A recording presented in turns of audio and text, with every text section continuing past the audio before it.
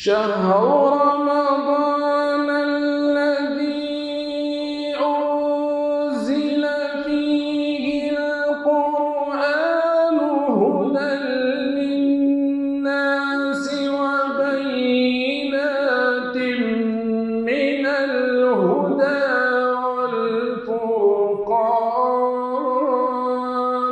الحمد لله والصلاة والسلام على رسول الله صلى الله عليه وآله وصحبه وسلم.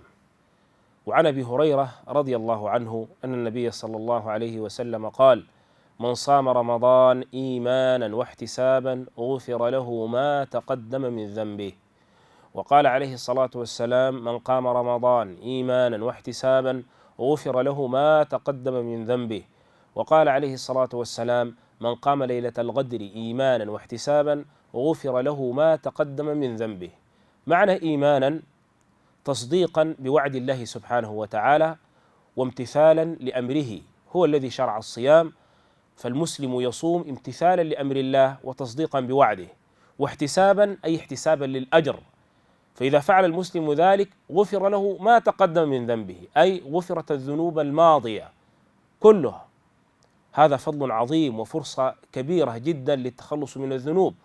لهذا المعنى قال عليه الصلاة والسلام، وهذا الحديث في الترمذي، أنه صعد المنبر فقال: آمين آمين آمين. فقالوا: سمعناك تؤمن يا رسول الله.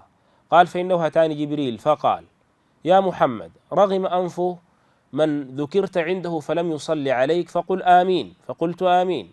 ثم قال: رغم أنف من أدرك والديه فلم يدخله الجنة فقل آمين.